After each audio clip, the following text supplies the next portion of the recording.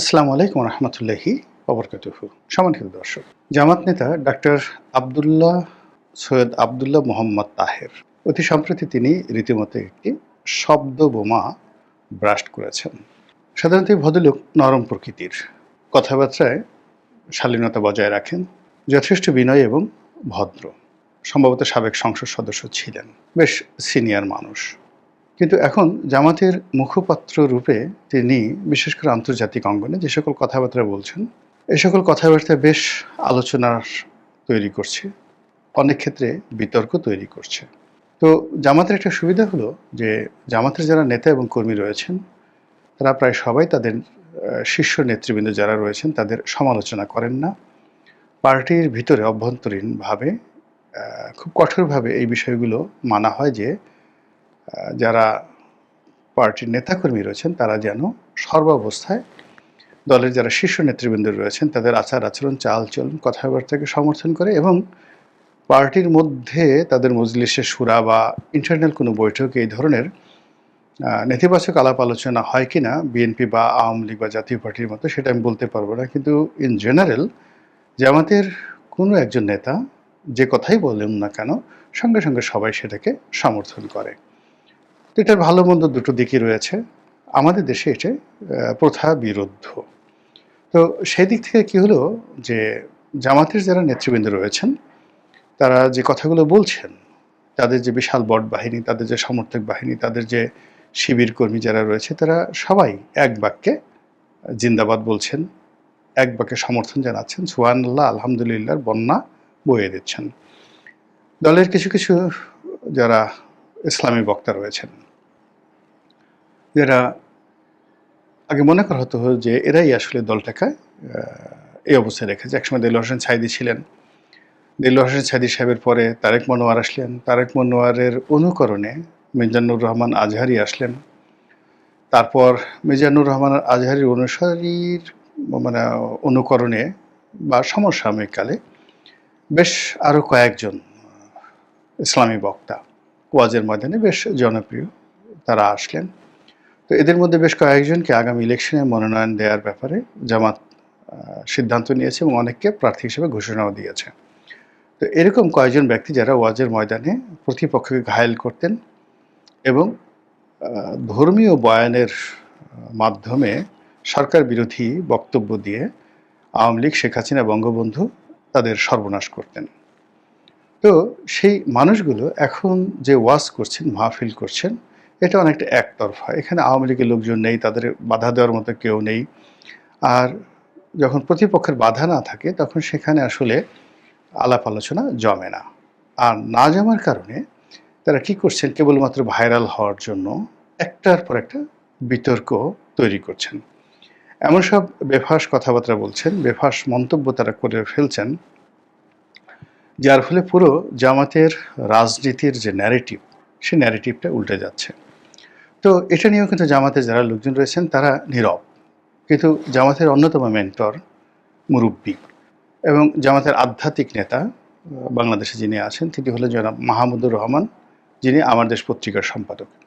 তো তিনি অনেকটা গার্ডিয়ানশিপ নিয়ে, অভিভাবকত্ব নিয়ে যারা ইসলামী বক্তা তাদেরকে সতর্ক করে বলেছেন যে এভাবে বিতর্ক তৈরি করে কোনো কথা কিন্তু ধর্মীয় ময়দানে বা ধর্মীয় মাহফিলে বলা যাবে না, এ কথা বলেছেন।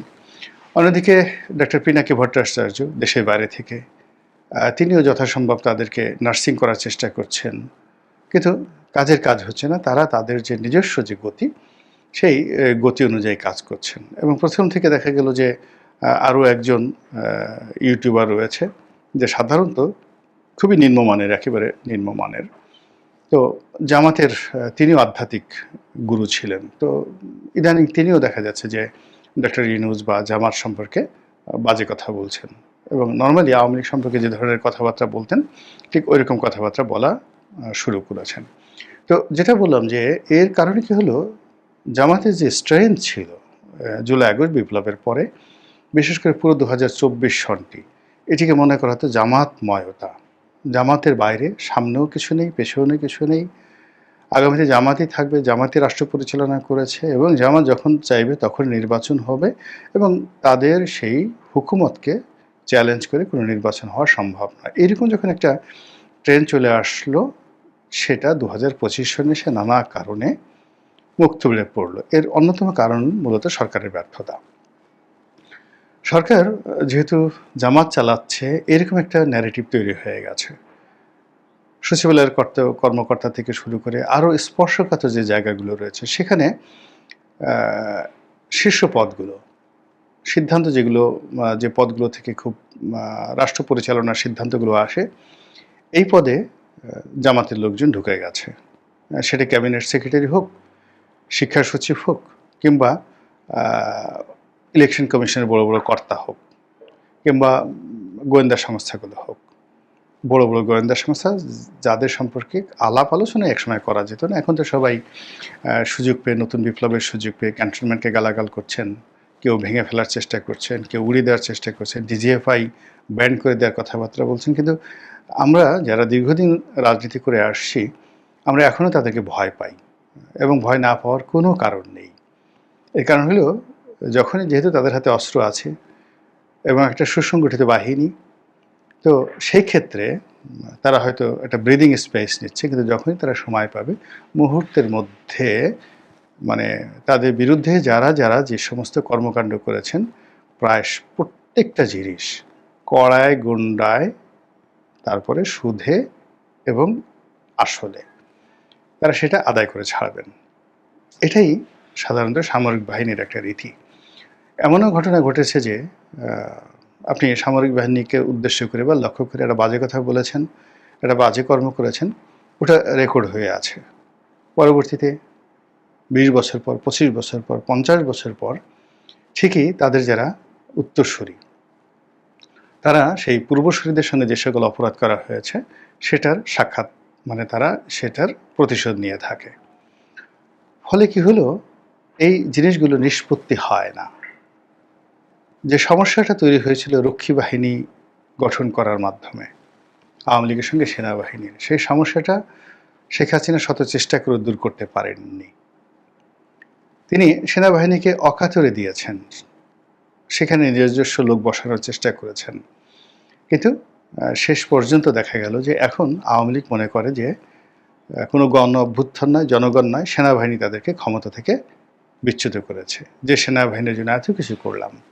আবার এখন দেখুন, এই সেনাবাহিনীকে ঠিক রাখার জন্য, তাদেরকে খুশি রাখার জন্য বর্তমান সরকার এখান থেকে হেলিকপ্টার কিনছে, ওখান থেকে প্লেন কিনছে, ওখান থেকে যুদ্ধ বিমান কিনছে, এবং এগুলো যত বেশি কেনাকাটা হবে তত বেশি এখানে কমিশন থাকবে, লাভ থাকবে, এগুলো মেনটেন্যান্সের খরচ থাকবে, অর্থনৈতিক কর্মকাণ্ড হবে, যেখানে মানুষের জন্য কর্মসংস্থান তৈরি করা যাচ্ছে না। কোনো একটা শিল্প প্রতিষ্ঠানকে যেখানে 1 কোটি টাকা ঋণ দেওয়া যাচ্ছে না, তো সেখানে 10,000 কোটি টাকা খরচ করে, 20,000 কোটি টাকা খরচ করে আমাদেরকে এখন যুদ্ধ বিমান কিনতে হবে।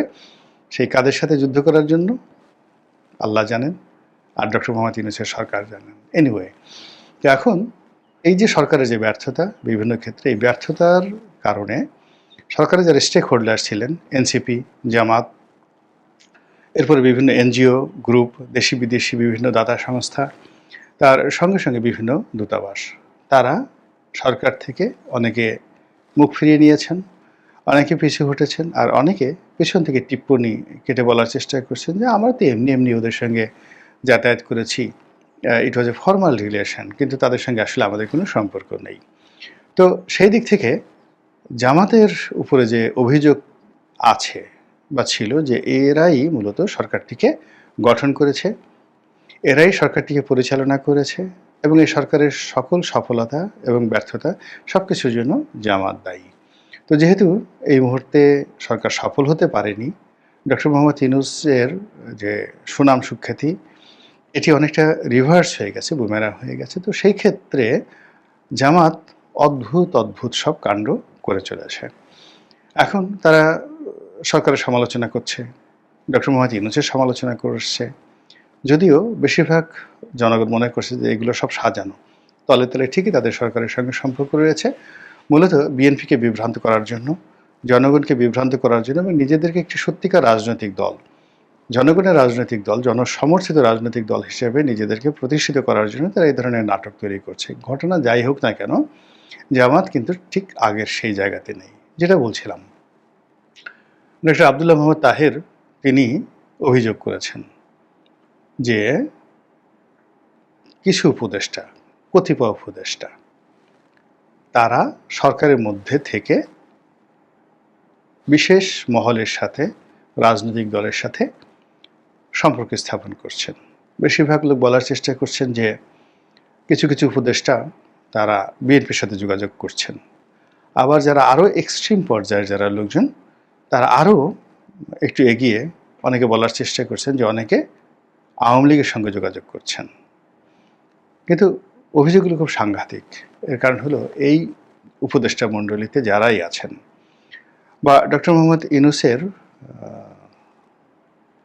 ব্যক্তিগত সহকারী রূপে তার কার্যালয়ে যারা দায়িত্ব পালন করছেন, তারা সবাই জামাতের চোখের মণি, কলিজার টুকরা, নয়নের মণি, প্রাণ ভ্রমরা হিসেবে এই গত 14 মাস ধরে সাপোর্ট করেছে জামাতকে এবং জামাতকে অবারিত সকল সুযোগ সুবিধা দিয়েছে। কোনো মন্ত্রণালয়, কোনো সরকারি দপ্তরে জামাতের কোনো শীর্ষ নেতা গিয়ে প্রিভিলেজ পাননি, সম্মান পাননি, মর্যাদা পাননি। আমি এই ধরনের ঘটনা কখনো শুনিনি। কিন্তু এই ঘটনাগুলো ঘটার পরেও জামাত কেন এই কথাগুলো বলছে? This is the first thing. Second thing হলো আরও যে বক্তব্য, সেটা হলো জামাত যে অভিযোগ করছেন যে তারা তাদের দায়িত্ব এবং কর্তব্য যেটি তাদের পালন করার কথা উপদেষ্টা মণ্ডলীর ইন এ নর্মাল ওয়ে, সেটা তারা পালন না করে গোপনে তারা তথ্য পাচার করছেন, তারা অনৈতিক সুবিধা দিচ্ছেন এবং তারা কাউকে ক্ষমতা আনার জন্য আগামী নির্বাচনে এমন সব প্রতিবন্ধকতা তৈরি করার চেষ্টা করছেন যা কিনা সরাসরি জামাতের স্বার্থে আঘাত হানবে। তো এই বক্তব্য যদি আপনি ভাব সম্প্রসারণ করেন এবং এটিকে যদি আপনি উর্দুতে এই উপদেষ্টাদের যাকে বলা হয় ক্যারেক্টারিস্টিক্স আপনি বর্ণনা করতে চান, আপনি একটা সহজ বাংলা বলতে পারেন যে গাদ্দার, রীতিমতো গাদ্দার। তো সেই যে গাদ্দারি যে সকল উপদেষ্টারা করছেন, তিনি অবশ্যই তাদের নাম বলেননি, কিন্তু যে ভয়টা তিনি দেখিয়েছেন সেটি হলো ওই সকল উপদেষ্টা যেখানে যেখানে গিয়েছেন, তারপরে যাদের সঙ্গে কথা বলেছেন এবং সেই কথার প্রেক্ষিতে আবার উপদেষ্টা পরিষদের বৈঠকে যে সকল আলাপ আলোচনা হয়েছে, এই সব রেকর্ড তাদের কাছে আছে। বোঝার চেষ্টা করুন কতটা ভয়াবহ। ধরুন মিস্টার পটল বা মিস্টার আলু নামের একজন উপদেষ্টা, তো মিস্টার পটল, মিস্টার আলু তিনি টেলিফোনে কথা বলেছেন তার খালুর সঙ্গে বা তার মালিকের সঙ্গে, তার প্রভুর সঙ্গে, তার উদ্ধারদাতা, তার বন্ধু হামিমের সঙ্গে কথা বলেছেন। তো কথা বলে বলেছেন হ্যাং করেঙ্গা, ত্যাং করেঙ্গা, ইয়া করেঙ্গা, ওয়া করেঙ্গা, নিশ্চিন্ত থাকেঙ্গা, এই সমস্ত কথাবার্তা বলেছেন। তো সেই কথাবার্তার টেলিফোনিক যে রেকর্ড, কল রেকর্ড, সেটা জামাত পেয়ে গেছে। এই গেল এক। এটা কিভাবে সম্ভব? তাহলে বুঝুন যে জামাতি কানেকশনটা কোন পর্যায়ে চলে গেছে, যে এই ধরনের উপদেষ্টাদের মানে একজন মন্ত্রী পর্যায়ের কর্মকর্তাদের কল রেকর্ড তারা পেয়ে গেছে। প্রশাসনের কোন জায়গাটাতে, কোন স্পর্শকাতর জায়গাটাতে তারা আছে এক, অথবা প্রশাসনের স্পর্শকাতর জায়গাগুলো কতটা চিসিং ফাঁক হয়ে গেছে, ওপেন হয়ে গেছে, যে any one can do it.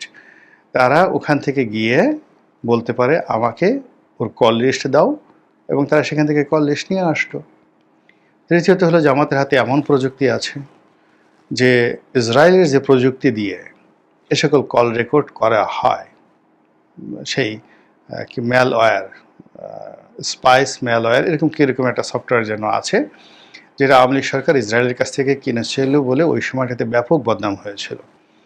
তো সেই সফটওয়্যারের চাইতেও আরও শক্তিশালী সফটওয়্যার, সেটি ইসরায়েলি হোক অথবা সেটি টার্কিশ হোক, এরকম সফটওয়্যার, হ্যাকিং করার সফটওয়্যার জামাতের কাছে থাকতে পারে, যা দিয়ে এ সকল কল তারা নিজস্ব যে স্যাটেলাইট আছে, নিজস্ব যে ইন্টারনেট প্রোটোকল আছে, তাদের নিজস্ব যে কমিউনিকেশন টিম রয়েছে তাদের মাধ্যমে তারা এইগুলো হ্যাক করে সব কিছু তারা নিজেদের মতো করে সময় মতো ব্যবহার করার যে যোগ্যতা, এটা তারা অর্জন করে ফেলেছে। তা বোঝার চেষ্টা করুন যে জামাত কোন পর্যায়ে চলে গেছে। তো এনিওয়ে, এটা গেল ফার্স্ট, তারা এই কলটা রেকর্ড করতে পেরেছে বা রেকর্ড তাদের কাছে আছে বা কেউ তাদেরকে দিয়েছে। কাজে জামাত কোন পর্যায়ে আছে আপনি বোঝার চেষ্টা করুন।